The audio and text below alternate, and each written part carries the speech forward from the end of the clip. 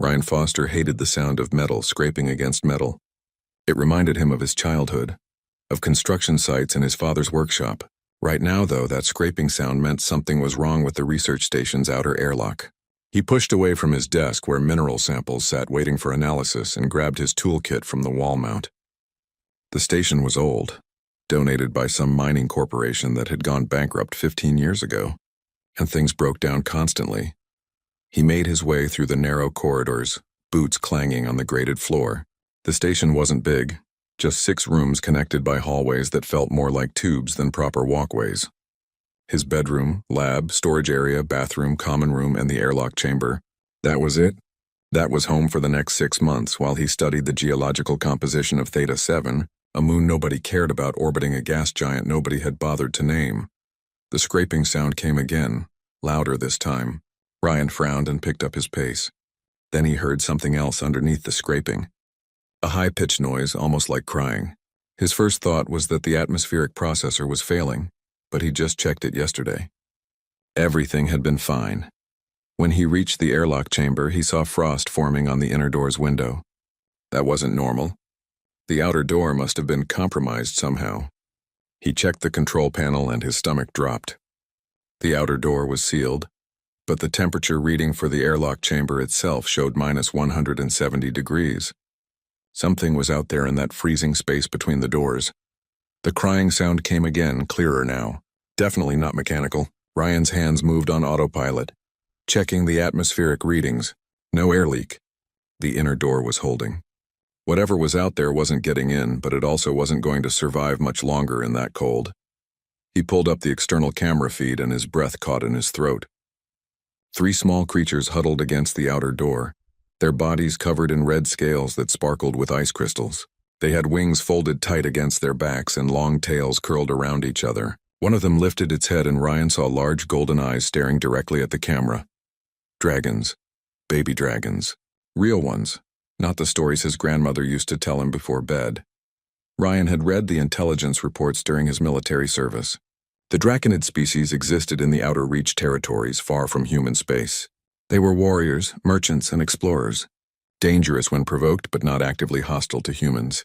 The reports had mentioned they looked reptilian, that they could fly, that they communicated through some kind of telepathy, but seeing them was different from reading about them. These babies were dying. He could see it in how they trembled, how their movements grew slower with each passing second. Ryan didn't let himself think about protocols or proper procedures. He slapped the emergency override button and the inner door hissed open. Heat rushed out of the station into the frozen airlock chamber. He grabbed an emergency blanket from the wall locker and stepped into the space between the doors.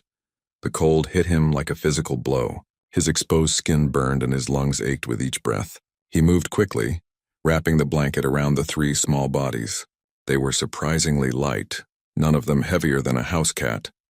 Their scales felt like ice against his hands, even through the blanket. He backed into the station and hit the door control. The inner door sealed shut and he cranked the environmental controls to maximum heat. Warm air flooded the chamber. Ryan sat down on the floor, still holding the bundle of dragons and blanket. They weren't moving anymore. He unwrapped the blanket carefully, afraid of what he might find.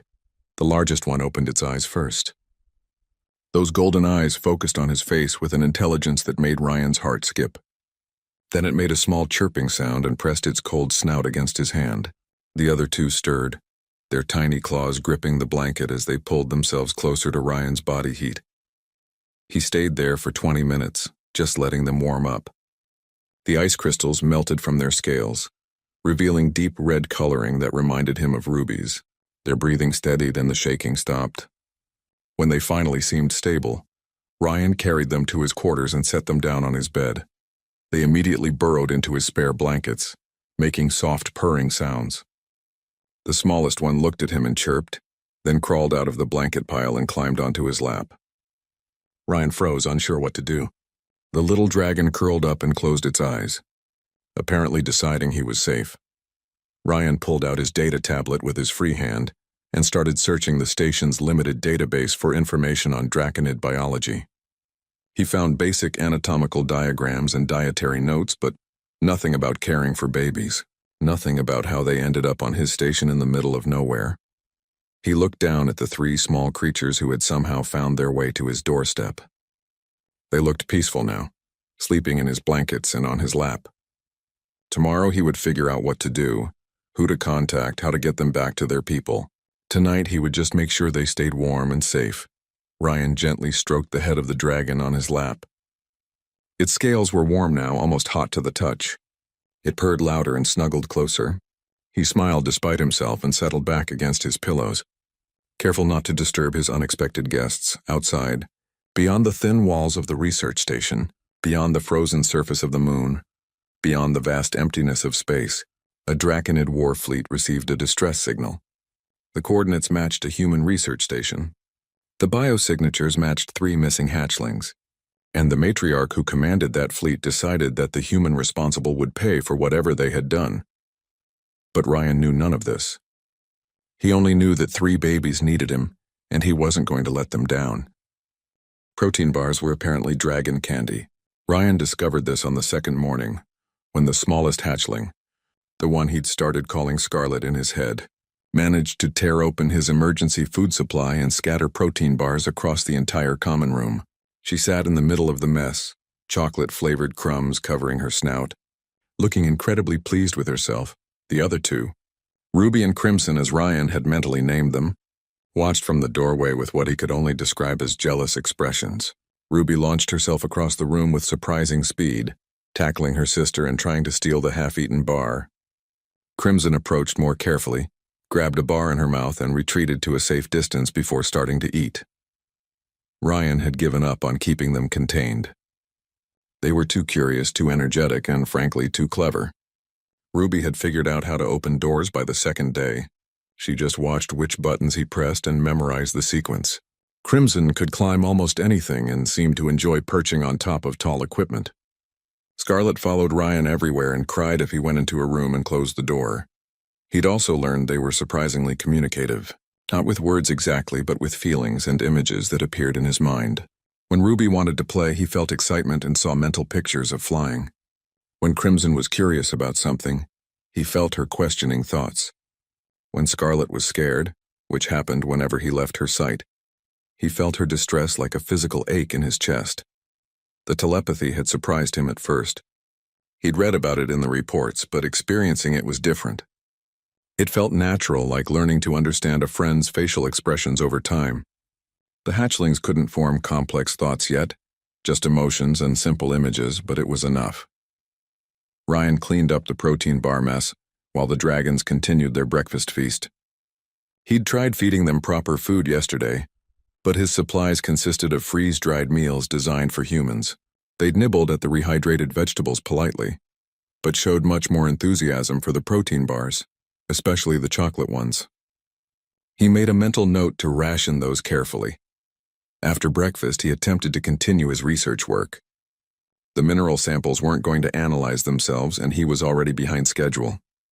He sat at his desk, pulled up his data files, and immediately had Ruby land on his keyboard. She chirped at him and walked across the keys, managing to close 3 important documents in the process. Crimson claimed the top of his monitor as her perch, her tail hanging down and occasionally swishing across the screen. Scarlet simply climbed onto his chest and refused to move, making comfortable purring sounds that vibrated through his entire torso. Work was clearly not happening today. Ryan gave up and decided to run system checks instead. The hatchlings could follow him around the station while he made sure everything was functioning properly. He stood up, gently relocating Scarlet to his shoulder, where she immediately dug her tiny claws into his shirt for balance. They made their way to the environmental control room first. Ryan checked the air processors, water recyclers, and temperature regulators while explaining what each system did. He didn't expect the hatchlings to understand, but talking to them felt less lonely than working in silence. Ruby seemed fascinated by the blinking lights on the control panels. Crimson studied everything with careful attention. Scarlet just purred on his shoulder, content to be near him. In the storage bay, Ruby discovered a box of spare parts and decided it made an excellent nest. She dragged tools and components into a pile and settled on top like a tiny dragon guarding treasure. Ryan let her keep it. The parts weren't critical anyway. The power generator room was warm, heated by the fusion reactor that kept the station running. All three hatchlings immediately perked up and rushed toward the heat source. They pressed against the safety barriers, soaking up the warmth with obvious pleasure. Dragons apparently liked it hot.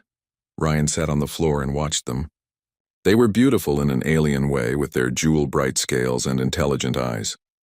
Their wings were still too small for flight, just tiny things that they flapped sometimes when excited. Their tails were proportionally long, used for balance and apparently for wrapping around things they wanted to keep close. He pulled out his data tablet and started taking notes. If he was going to care for these hatchlings, he needed to understand them better. Preferred temperature range, dietary preferences, sleep patterns, behavioral tendencies. Scientific observation was something he was good at. Ruby liked exploring and testing boundaries. She was the first to try new things and the boldest when facing the unknown. Crimson was more cautious, always watching and thinking before acting. She noticed details Ruby missed. Scarlet was the smallest and seemed the most emotionally connected to Ryan specifically. She became distressed when separated from him but calmed instantly when reunited. They were individuals, not just generic babies. They had personalities and preferences and distinct ways of interacting with the world. Ryan found himself smiling as he wrote, documenting their quirks and habits. That afternoon he tried to figure out where they'd come from. He checked the station's external sensors and found something interesting. 2 weeks ago, something had passed through the system. The sensors had logged it as space debris, too small to be a ship but too large to be a natural object. It had been on a trajectory that would have brought it close to Theta 7 before moving on. A container, maybe. An escape pod? Something that had dumped 3 baby dragons on his doorstep before continuing into the void. Ryan traced the trajectory backward but couldn't determine an origin point. Whatever it was had come from deep space, possibly from outside the mapped territories. He looked at the hatchlings, who were now playing some kind of game that involved chasing each other's tails in circles. How had they survived? How long had they been in that container? The questions piled up with no good answers. That evening, Ryan made dinner for himself and shared portions with his guests. The hatchlings ate enthusiastically, then demanded more protein bars for dessert.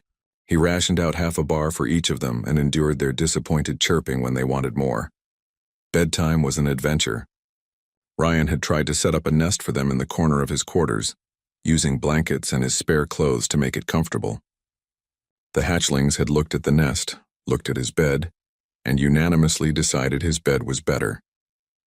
They climbed onto his chest the moment he lay down, forming a warm pile of scales and purring that made his whole body vibrate. Ryan stared at the ceiling and tried to think about his options. He should contact someone, report the hatchlings, arrange for them to be returned to their people. But who would he contact? The nearest human outpost was 3 weeks away by ship. The Draconid territories were even further, and he had no way to communicate with the dragons themselves about where they belonged. For now, the hatchlings were his responsibility. They trusted him, had bonded with him, depended on him. He couldn't just abandon them. Scarlet snuggled closer to his neck, her warm breath tickling his skin. Ruby sprawled across his chest with complete disregard for his comfort. Crimson curled up by his side, her tail wrapped loosely around his arm. Ryan closed his eyes and let himself relax. Tomorrow he would figure things out. Tonight, 3 baby dragons needed sleep and safety, and he could provide both. That would have to be enough. Space folded and unfolded as the red-scale war fleet dropped out of faster-than-light travel. 27 ships materialized in perfect formation around the small research moon, their hulls painted in crimson and gold that caught the distant starlight. On the command deck of the flagship, Matriarch Sarah gripped the arms of her throne so hard her claws left marks in the metal. Her hatchlings were down there. Her babies, alone with a human. The sensor officer, a young male named Frost, worked his controls with shaking hands. Everyone on the bridge could feel their matriarch's rage. It pressed against their minds like a physical weight, making it hard to think clearly. Sarah was trying to control herself, but fury and fear made a dangerous combination. Frost finally spoke, his voice barely steady. 3 hatchling biosignatures confirmed on the surface station, Matriarch. 1 adult human male, no other life signs detected. Sarah forced herself to breathe slowly. 3 signatures meant 3 living hatchlings. That was good. That was something. But what condition were they in? What had the human done to them? Her oldest son, Brent, stood beside the throne. his wings mantled in an aggressive display. We should strike immediately. Every moment we delay puts the hatchlings at greater risk. Sarah wanted to agree. Every instinct screamed at her to descend on that station and tear it apart until she found her children. But she hadn't survived 17 major battles by letting emotion override strategy. Tactical assessment, she commanded. The tactical officer, an older female named Dawn, brought up a holographic display of the research station.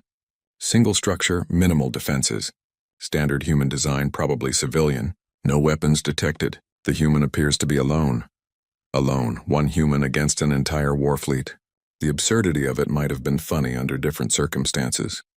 But this human had her hatchlings, and that made him the most dangerous creature in the system as far as Sarah was concerned. What is his status? Sarah asked. What is he doing right now? Frost checked his sensors again. All 4 biosignatures are in the same location, Matriarch. They appear to be stationary. No signs of struggle or distress. No distress. That was either very good or very bad. Maybe the human was keeping them calm somehow. Maybe they were unconscious. Maybe they were too weak to struggle. The possibilities made Sarah's blood run cold. Brent's tail lashed with impatience. Mother, we're wasting time. Let me take a boarding team down. We can secure the hatchlings and capture the human within minutes, Sarah considered it. Fast insertion, overwhelming force, minimal risk to her people, but maximum risk to the hatchlings if something went wrong. If the human panicked, if he had weapons they hadn't detected, if the station had self-destruct systems. No. She would lead this herself. She wouldn't trust anyone else with her children's lives. Prepare my personal boarding craft, Sarah ordered. Brent, select 4 warriors. Combat ready but non-lethal weapons only. We take the human alive if possible. If possible. That was important. If the human had hurt her babies, if he'd done anything to them, alive wouldn't be an option anymore. The boarding craft launched 15 minutes later. Sarah sat in the pilot seat, her claws dancing over controls designed for much smaller hands. Brent and the 4 warriors sat behind her in tense silence. They all knew what was at stake. The matriarch's hatchlings were the future of the pack. Losing them would be devastating on every level. The approach to the station was quick and quiet.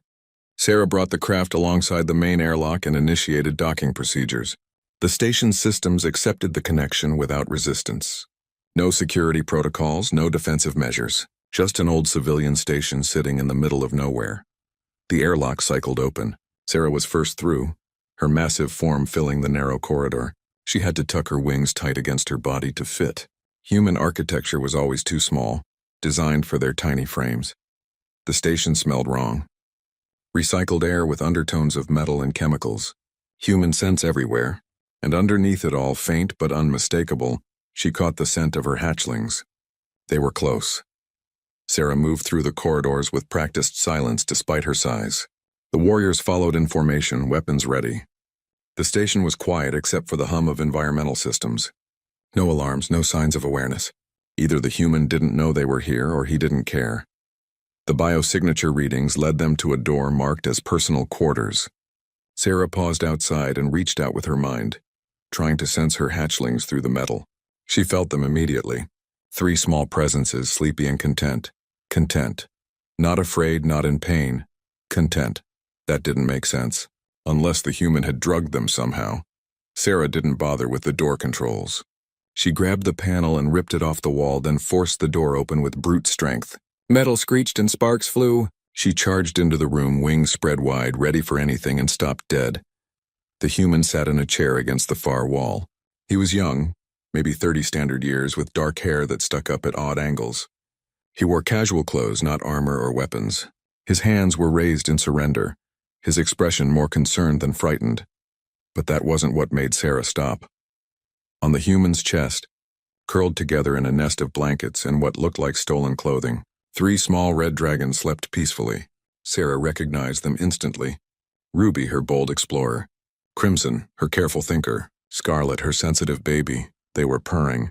That deep rumbling sound hatchlings only made when they felt completely safe. The human whispered urgently, "Please don't wake them. They just fell asleep 10 minutes ago and they've been cranky all morning." Sarah stared at him. Stared at her sleeping hatchlings on his chest. Stared at the makeshift nest that covered half the room. stared at the empty protein bar wrapper scattered on the floor, stared at the data tablet propped on the desk showing notes about hatchling behavior and care. This wasn't what she'd expected to find. This wasn't a human holding hostages or conducting experiments or doing any of the terrible things she'd imagined during the journey here. This was a human who had apparently been taking care of her children. Brent pushed into the room behind her, weapon raised. He saw the scene and hesitated, confusion clear on his face. The other warriors crowded in the doorway, equally uncertain. Sarah stepped closer to the human, studying him carefully. He didn't flinch away from her, didn't try to run. He just sat there with her sleeping hatchlings on his chest, looking tired and rumpled and somehow completely unthreatening. She leaned down and inhaled deeply, drawing his scent into her lungs. Fear, yes, but not the sharp terror of someone caught doing wrong. Just normal caution around a creature much larger and more dangerous than himself. Under the fear was exhaustion and determination and something else. Something that smelled like pack bond. Sarah's eyes narrowed. Explain yourself, human. Explain why my hatchlings sleep on you like you're their den mother. The human took a breath and started talking. He told them about finding the hatchlings at the airlock, about bringing them inside, about feeding and warming and caring for them. He spoke quietly to avoid waking them, his hands unconsciously stroking Scarlett's head when she stirred slightly in her sleep. He told them everything. The protein bars, the nest building, the system checks with curious dragons following him. He showed them his notes, his research, his attempts to figure out where they'd come from. He admitted he'd been planning to contact someone but didn't know who or how. Sarah listened to all of it while watching her hatchlings sleep peacefully on this stranger's chest. And slowly, very slowly, her rage began to transform into something else entirely. Understanding came slowly, like dawn creeping across a frozen landscape. Sarah crouched in the small human quarters, her wings folded tight to fit in the cramped space, and listened to Ryan Foster explain how 3 dragon hatchlings had become his temporary family. The more he talked, the more her anger drained away, replaced by something she hadn't expected to feel toward a human. Gratitude. When he finished his explanation, silence filled the room. Brent still held his weapon but had lowered it. The other warriors looked uncertain, their aggressive postures softening. They'd come expecting a fight and found something completely different. Sarah studied the sleeping hatchlings again. Their scales were bright and healthy. Their breathing was steady and strong. They showed no signs of distress or injury. In fact, they looked better than they'd looked before the transport accident that had lost them in space. On Ryan's chest, Scarlett made a small, squeaking sound and shifted in her sleep. Ryan's hand moved automatically to steady her, his touch gentle and practiced. He'd done this before, probably many times over the past few days. The gesture was unconscious, natural, the kind of thing a parent did without thinking. Sarah made a decision. Warriors, withdraw to the corridor. Brent, stay with me. The 4 warriors filed out, closing the damaged door as much as possible behind them. Brent moved to stand beside his mother, his confusion obvious but his trust absolute. Sarah settled herself more comfortably on the floor and spoke in a softer tone. Tell me about them. About their personalities. What you've learned. Ryan blinked, clearly not expecting this question. But he answered. He told her about Ruby's curiosity and fearlessness, how she explored everything and tested every boundary. About Crimson's careful intelligence, how she watched and learned before acting. About Scarlett's attachment to him, how she cried when separated and calmed only in his presence. He spoke about their eating habits, their sleep patterns, their preferences for warmth and comfort. He showed her the notes he'd taken, detailed observations written in clear scientific language. He'd been studying them the way a researcher would, trying to understand and provide the best care possible. Sarah felt something shift in her chest. This human had treated her hatchlings not as curiosities or hostages, but as children who needed protection. He'd fed them, kept them warm, let them sleep on him even though it must have been uncomfortable. He'd put their needs ahead of his own convenience. That was what Pack did. That was what family did. Brent must have felt her emotional shift through their bond. He looked at her with surprise. Mother, you're not seriously considering— Quiet, Sarah said gently. She focused on Ryan. Do you understand what you've done, human? Do you know what it means that they sleep on you like this? Ryan shook his head. I'm guessing it's significant based on how you're all reacting. But no, I don't really understand. Sarah took a breath and explained. Hatchlings bond with those who protect them in their first weeks of life. They choose their pack based on who feeds them, warms them, keeps them safe. It's instinctive and unbreakable. These three have bonded with you. In their minds, you are pack. She watched understanding dawn on Ryan's face, followed quickly by concern. But I'm not a dragon, he said. I'm not even the same species. How can that work? Brent answered before Sarah could. Pack bonds don't care about species. They care about actions. You acted like pack, so they bonded with you. It's rare with other species, but not unheard of. Ryan looked down at the sleeping hatchlings, his expression complex. What does that mean? For them, for me? Sarah considered her words carefully. This was important, possibly the most important conversation she'd have with a human in her entire life. Among our people, pack bonds are sacred. They cannot be broken, only honored or betrayed. If you accept the bond, you become responsible for them. You would be expected to help raise them, teach them, protect them. In return, they would be loyal to you for life. And if I don't accept? Ryan asked quietly. The question hung in the air. Sarah knew what tradition said. Rejected hatchlings rarely survive the psychological damage. They would grieve, refuse food, fail to thrive. But she couldn't force this human to take responsibility for children that weren't his. Then we would take them home and hope they eventually bond with someone else, Sarah said. But the separation would hurt them. Badly. You would be rejecting them when they've already chosen you. Ryan was quiet for a long moment. Scarlet stirred again, and he steadied her with the same unconscious gentleness as before. Ruby snored softly. Crimson's tail twitched in her sleep. Finally, Ryan spoke. I didn't ask for this. I didn't plan on becoming a dragon dad when I took this posting. But they came to me for help, and I helped them. And now you're telling me they need me to keep helping them? Yes, Sarah said simply. Ryan nodded slowly. Then I accept. I accept the bond and the responsibility. I'll take care of them. Relief flooded through Sarah so strongly she had to close her eyes for a moment. When she opened them again, she saw Brent staring at the human with new respect. You understand this is a long-term commitment? Brent asked. Hatchlings need care for approximately 2 years before they reach independence. 2 years, Ryan repeated. He looked around his small quarters at his research equipment, at the life he'd built around solitude. Then he looked back at the sleeping dragons and smiled. Okay, I can do 2 years. Sarah felt warmth spread through her chest. This human, this stranger who owed them nothing, had just agreed to upend his entire life for 3 babies who weren't even his species. That took courage and compassion in equal measure. This station is too small for growing hatchlings, Sarah said. Too isolated. You would need to relocate somewhere with proper facilities and others who can help guide you. Ryan's expression turned cautious. Relocate where? Sarah explained about Helios 4, about the red-scale settlement built into the mountains. She told him about the research facilities there, about the other dragons who could teach him proper hatchling care. She didn't phrase it as an order. She couldn't. Pack bonds were chosen, not commanded. But Ryan understood the implication. Stay here alone and struggle, or come with them and have support. I'd need to report to my research institute, Ryan said. Tell them I'm relocating. They'll want explanations. You can tell them whatever you wish, Sarah said. But understand this, human. You've accepted a pack bond with hatchlings of the red scale. That makes you red scale as well. We protect our own. The weight of those words settled over the room. Ryan Foster had just become the first human member of a Draconid war pack. The political implications alone would keep the diplomats busy for years. But right now, in this moment, all that mattered was 3 sleeping hatchlings and the human they'd chosen as family.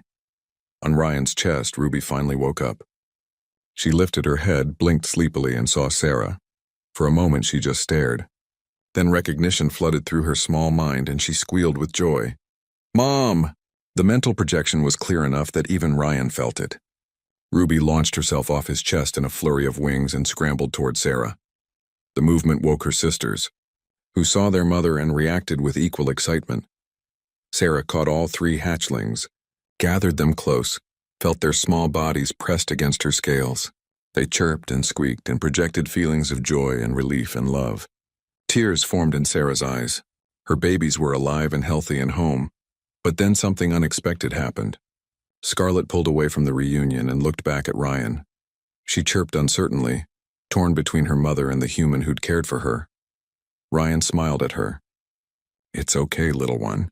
Go be with your family," but Scarlett didn't go. She climbed down from Sarah's grip and scrambled back to Ryan, climbing onto his shoulder and pressing her snout against his neck. Ruby and Crimson watched, then joined their sister, choosing to stay with the human even though their mother was right there. Sarah understood then. Really understood. Her hatchlings had made their choice. They wanted both their birth mother and their adopted packmate. They'd expanded their definition of family to include a human, and Sarah found that she was okay with that. The transport ship felt enormous compared to the research station. Ryan wandered the corridors with 3 hatchlings following him like ducklings, trying not to look overwhelmed by the scale of everything. The ceilings were high enough for dragons to fly in, the doorways wide enough for creatures with wingspans measured in meters. Everything was built for a species much larger than humans, which made Ryan feel like a child exploring a house designed for giants. He'd been aboard for 2 days now, and things had not gone smoothly. Ruby had discovered the ventilation system on the first night and gotten herself stuck in a duct above the weapons bay. It had taken 3 hours and 4 increasingly frustrated engineers to extract her. She'd emerged covered in dust and incredibly pleased with herself, projecting feelings of great accomplishment while the engineers glared at Ryan like this was somehow his fault. Crimson had found the training room and accidentally activated a combat simulation. Ryan had walked in to find his careful, intelligent hatchling screeching at a holographic enemy fighter, attempting to breathe fire she didn't yet have. The simulation had taken 20 minutes to shut down because Crimson kept triggering the motion sensors. Scarlett, true to form, had stayed close to Ryan except for one terrifying incident involving the engine room. She'd wandered off while Ryan was distracted with Ruby's ventilation adventure, found her way to engineering, and fallen asleep on a heat vent. The temperature alarms had gone off. Engineers had panicked thinking they had a coolant leak. Security had been called, and Ryan had found his smallest hatchling sleeping peacefully, while 20 crew members rushed around trying to diagnose a problem that didn't exist. The chief engineer, a massive older dragon named Frost, had handed Scarlett back to Ryan with an expression that promised violence if it happened again. Now Ryan sat in his assigned quarters trying to figure out how to keep 3 curious hatchlings entertained on a warship. The quarters were actually quite nice, with a proper sleeping nest built into the wall and human amenities like a bed and desk. But nice quarters didn't solve the problem of hatchlings who wanted to explore everything. A knock on the door interrupted his thoughts. It was a gentle knock, not the aggressive banging he'd come to expect from frustrated crew members. He opened the door to find an older dragon waiting patiently. She was smaller than Sarah, with scales that had faded from bright red to a softer pink with age. Her eyes were kind and amused. "I'm Grace," she said, her mental voice much clearer than the hatchlings. "Sarah thought you might need help." Ryan could have cried with relief. "Yes, please, I have no idea what I'm doing." Grace entered the quarters and immediately spotted the 3 hatchlings attempting to build a nest out of Ryan's spare clothes. She made a sound that might have been laughter. "They like you," she observed. "That's good. Makes training easier when they want to please you." Over the next several hours, Grace taught Ryan the basics of hatchling management. How to channel their curiosity into learning instead of chaos. How to recognize when they were overstimulated and needed quiet time. How to establish boundaries without breaking their trust. She showed him proper feeding techniques. The protein bars were fine as occasional treats, but hatchlings needed more varied nutrition. The ship's galley could provide suitable meals if he asked the right way. She demonstrated games that burned energy while teaching important skills. She explained the developmental stages he could expect over the next few months. Most importantly, she taught him basic Draconid communication. The language was partially telepathic, but also had verbal components. Certain chirps meant specific things. Different growls conveyed different emotions. The position of wings and tail indicated mood and intent. Ryan absorbed everything like a man dying of thirst finding water. Grace was patient, repeating things when he struggled, encouraging him when he got things right. By evening, he could understand the hatchlings much better and they seemed less frustrated trying to communicate with him. "You're doing well," Grace said as she prepared to leave. "Better than most first-time den parents, actually." Ryan laughed tiredly. "I've caused 3 minor emergencies in 2 days. Yes, and you'll cause several more before you reach Helios 4, Grace said cheerfully. Hatchlings are contained explosions. Your job isn't to prevent the explosion, just to make sure it happens safely. After Grace left, Ryan felt more confident. He could do this. He just needed to learn and adapt and ask for help when necessary. The next few days passed with fewer disasters. Ryan established routines that kept the hatchlings busy. Morning was for learning, with Grace stopping by to teach them basic skills like wing control and temperature regulation. Afternoon was for exploration, but Ryan made sure they explored approved areas with supervision. Evening was for quiet time, stories, and sleep. The stories surprised him. Dragons loved stories, Grace had explained. Hatchlings learned history and values through storytelling, so Ryan told them stories from Earth, about mountains and oceans and animals they'd never seen. He told them about his childhood, his parents, his grandmother who had first sparked his love of geology with her rock collection. The hatchlings listened with rapt attention, projecting feelings of curiosity and wonder. They especially loved stories about human children, fascinated by the idea that humans also started small and helpless. Ruby asked questions constantly, wanting to know everything about everything. Crimson noticed details and pointed out inconsistencies in his stories, keeping him honest. Scarlet just snuggled close and purred, content to listen to his voice regardless of the words. Ryan also started learning about dragon culture from various crew members. Most were initially suspicious of the human among them, but they warmed up when they saw how the hatchlings adored him. Dragons valued family above almost everything else, and someone the hatchlings trusted earned respect. He learned about the Red Scale Pack's history, about matriarch Sarah's rise to leadership, about the wars they'd fought and the territories they'd claimed. He learned about pack bonds and honor codes and the complex social structures that governed dragon society. He learned that accepting the hatchlings meant accepting everything that came with them, their people, their culture, their conflicts. He wasn't just Ryan Foster anymore. He was Ryan Foster of the Red Scale Pack, and that meant something. On the 5th day, a young warrior named Swift approached him in the corridor. Swift looked nervous, his wings twitching with uncertainty. "The others are talking," Swift said quietly. "About you. About whether a human can truly be Red Scale." Ryan had expected this. "What do you think?" Swift looked at the hatchlings playing nearby, chasing each other's tails in circles. "I think those hatchlings chose you. And I think our matriarch trusts you. That's enough for me." It was a small thing, one dragon's acceptance. But it felt significant. Ryan was building bridges, one interaction at a time. That evening, Sarah summoned him to her quarters. Ryan went nervously, bringing the hatchlings because leaving them behind wasn't an option. Sarah's quarters were larger and more ornate than his, with perches and nests and displays that showed her achievements. "Sit," Sarah invited, gesturing to a cushioned area clearly added for his benefit. Ryan sat. The hatchlings immediately climbed on him, their favorite perch. Sarah watched this with an expression he couldn't quite read. "We'll reach Helios 4 tomorrow," Sarah said. "I wanted to discuss what happens next." Ryan nodded, listening carefully as she explained. He would have quarters in the settlement, near her family's residence. Other pack members would help with the hatchlings when he needed rest. He could continue his research at the local facility. He would be expected to participate in certain pack ceremonies and gatherings, and there would be a formal adoption ceremony. A recognition of the bond that already existed, a public acknowledgement that he was now Red Scale. "You don't have to accept," Sarah said. "You've already done more than anyone could ask, but the offer stands." Ryan looked at Ruby, trying to eat his shoelaces, at Crimson, studying the decorative displays with obvious interest, at Scarlet, pressed trustingly against his chest. He thought about his old life, alone on a research station, studying rocks and avoiding people. He thought about his new life, surrounded by dragons and noise and constant chaos. He thought about which version of himself was happier. The answer was obvious. "When is the ceremony?" Ryan asked. Sarah smiled, fierce and genuine. "Tomorrow at sunset. The pack will witness your adoption. You'll be family officially, not just practically. Tomorrow his life would change completely and permanently. Tomorrow he would become something no human had ever been before." Ryan found he was looking forward to it. Helios 4 looked like something from a fantasy painting.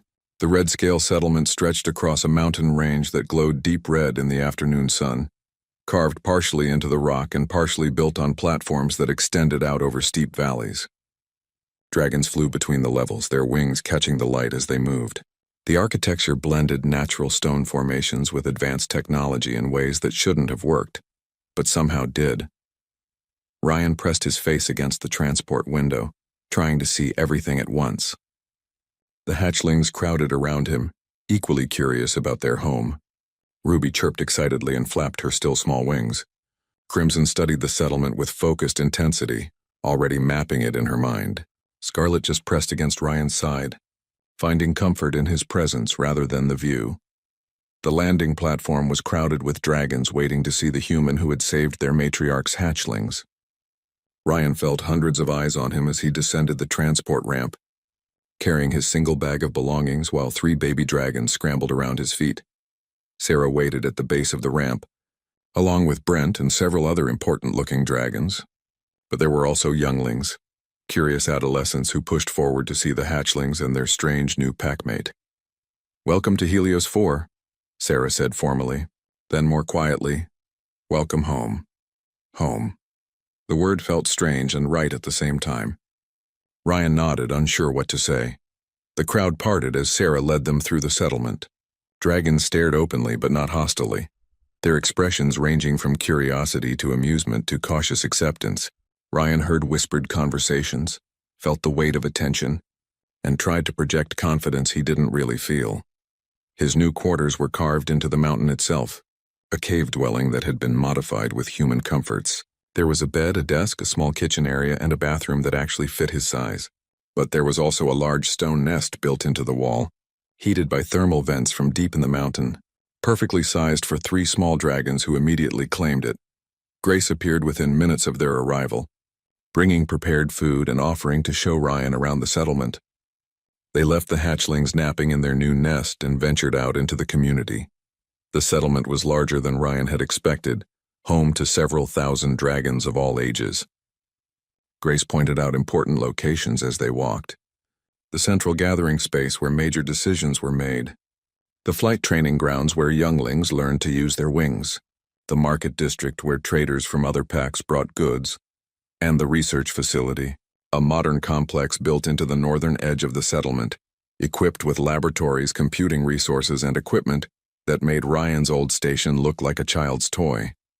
The director, an older male named Stone, welcomed him enthusiastically. "A human geologist," Stone said, his mental voice carrying genuine excitement. "Do you know how rare that is out here? Most humans stay in their own territories. We've been trying to recruit one for years." Stone showed him to a personal lab space already set up with basic equipment. "This is yours. Requisition whatever else you need. We have several ongoing geological surveys you might find interesting. The mountain range here has some unique mineral formations that nobody's fully cataloged." Ryan felt excitement building. Real research opportunities, proper equipment, interesting projects. This wasn't exile or obligation. This was opportunity. That evening, Grace helped him prepare for the adoption ceremony. She explained what would happen, what he needed to say, what the ritual meant. Ryan listened carefully and tried not to feel nervous about becoming the center of attention for an entire dragon pack. The ceremony took place at sunset, in the central gathering space. The entire settlement seemed to have turned out, hundreds of dragons arranged in a massive circle. Sarah stood at the center, magnificent in formal armor decorated with the red and gold of her pack. Brent and the other senior warriors flanked her, witnesses to what was about to happen. Ryan walked to the center with the 3 hatchlings following him. The crowd parted silently, all eyes tracking his movement. When he reached Sarah, he stopped and waited, heart pounding. Sarah spoke, her voice amplified somehow so everyone could hear. "We gather to witness a pack bond. These hatchlings, Ruby, Crimson, and Scarlet of the Red Scale, have chosen their packmate. They have chosen Ryan Foster, human, as one who protected them when they were helpless, who fed them when they were hungry, who gave them safety when they had none." She paused, letting the words sink in. "Among our people, such bonds are sacred. They cannot be forced, only accepted. Ryan Foster, do you accept the responsibility of pack?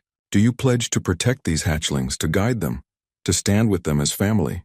Ryan's voice was steady when he answered. "I do. I accept the bond and all that comes with it. Sarah nodded. And do you accept the Red Scale as your pack? Do you pledge to honor our ways, to stand with us in times of trouble, to be counted among us as family? This was the bigger question. This was permanent. This was everything. Ryan looked at the 3 hatchlings sitting at his feet, looking up at him with absolute trust. He looked at Sarah, who had every reason to hate humans but had chosen understanding instead. He looked at the gathered dragons, some skeptical, some welcoming, all waiting to see what he would choose. I do, Ryan said clearly. I accept the Red Scale as my pack. The crowd erupted in sound. Roars and chirps and mental projections of approval that washed over Ryan like a wave. Sarah stepped forward and placed one massive claw on his shoulder. Then by the authority given to me as matriarch, I name you Ryan Foster, pack brother of the Red Scale. You are one of us. Your enemies are our enemies. Your victories are our victories. Your family is our family. Something happened then that Ryan didn't expect. Every dragon in the gathering reached out mentally, their minds touching his in a brief connection. It wasn't invasive, just acknowledgement. Hello, welcome family. The combined weight of hundreds of minds accepting him nearly drove Ryan to his knees. Then it was over and the formal part of the ceremony ended. What followed was apparently a celebration, because suddenly there was food and music and dragons coming up to introduce themselves. Ryan shook claws and accepted congratulations and tried to remember names while the hatchlings played with other younglings for the first time in days. Grace found him an hour into the celebration, looking slightly overwhelmed. You did well, she said. Better than the last adoption ceremony I witnessed. That one ended with the adoptee running away screaming. Ryan laughed despite himself. I considered it. But you didn't. That matters. As the celebration continued into the night, Ryan found a quiet spot on one of the platforms overlooking the valley. The 3 hatchlings found him immediately, climbing onto his lap in their customary pile. They were tired from playing, content to just sit with him and watch the stars. Sarah joined them, settling nearby with her own presence somehow both companionable and protective. They sat in silence for a while, just existing together. Do you regret it? Sarah asked eventually. Accepting all of this? Ryan considered the question honestly. He thought about his old life, the isolation he'd convinced himself he wanted. He thought about his new life, full of noise and chaos and responsibility. He thought about 3 baby dragons who trusted him completely, who had changed everything just by being cold and scared and needing help. No, Ryan said. I don't regret it at all. Scarlet purred against his chest. Ruby shifted in her sleep, draping one wing across crimson. Stars wheeled overhead in constellations Ryan didn't recognize yet but would learn. He was Ryan Foster of the Red Scale Pack. Dragon Dad, Pack Brother, human in a world of dragons, and somehow, impossibly, he was exactly where he belonged. The journey that had started with a desperate scraping at an airlock door had led him here, to a mountain settlement on an alien world, surrounded by family he'd never expected to have. Sometimes the universe brought you exactly what you needed, just not in any form you could have predicted. Ryan looked down at the sleeping hatchlings and smiled. Tomorrow would bring new challenges, new adventures, new disasters probably.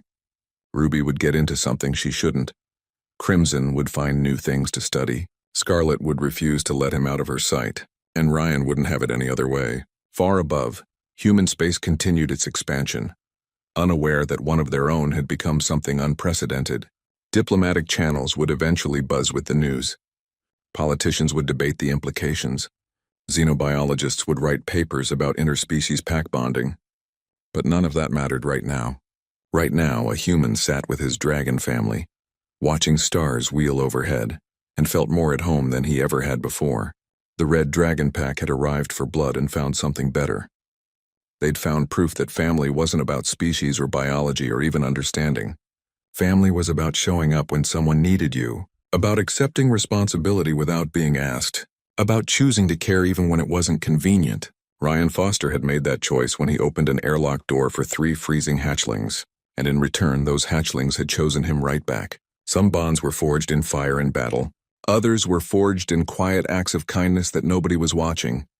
Both kinds were equally strong. Both kinds were equally sacred.